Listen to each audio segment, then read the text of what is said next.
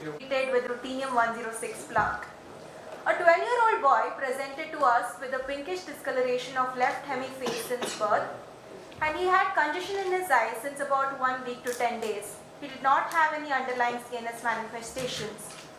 On examination, left hemiface had nevus flammeus and the visual acuity was perception of light with a 3-dioptric hyperopic shift on refraction. There was a tuft of dilated capillaries on the conjunctiva, episclera and sclera, and he had raised intraocular pressure.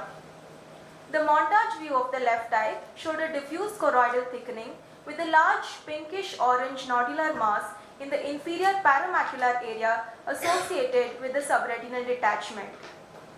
The posterior fundus picture showed a nodular component with the height of it being less than 20% of the base of the choroidal hemangioma.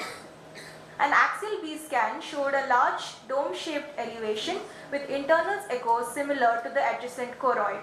A maximum height of 5.68 mm was measured at 4 o'clock hours.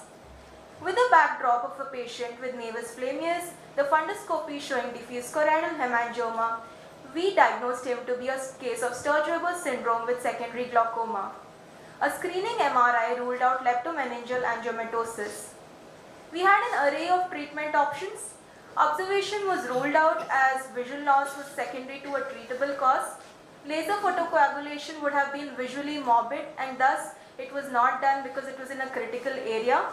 External beam radiation was a possibility, however the irreversible functional loss associated with it. Plaque brachytherapy was thus the most feasible and safe option.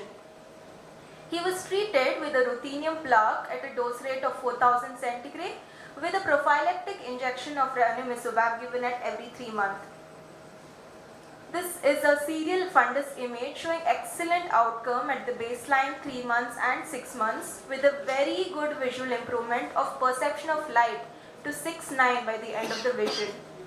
So at the end of the treatment, he had a complete resorption of the subretinal fluid, stable regression of the nodular component, no radiation retinopathy, and a prolific improvement in the vision of 6/9 by around 18 months with complete resorption of subretinal fluid on the OCT as well. Encephalotrigeminal angiomatosis was first described in 1860 by Schermers and later on contributions by William Allen Sturger and Frederick Spark Weber in 1876. Interestingly, the first case that was described was actually a bilateral nevus flammeus with raised intraocular pressure. This is a phacomatosis with mutation of the GNAQ gene, and patients may have underlying CNS manifestations like leptomeningeal vascular malformation. The Anderson's rule states that if the upper lip is involved with vascular malformations, there is a very high degree of chance that an intraocular involvement is present. At many centers, external beam radiation is preferred as however, the exposure of the healthy tissue to the radiation and the slow absorption of subretinal fluid may cause an irreversible functional loss. Diffuse choroidal hemangioma is an extensive choroidal mass. Often it is larger than the plaque designs that can accommodate. However, we found that when the plaque brachytherapy is given to the thickest portion, it was sufficient enough to give an advantage of giving a precise, safe, and reliable option to provide excellent results in controlling these patients. A review of literature was done and supportive evidence was shown by various other plaques as well to show stable regression of the nodular mass and complete resorption of the subretinal fluid. Diffuse choroidal hemangioma can be visually disabling. Imagine looking at the room with perception of light. Can you even see something?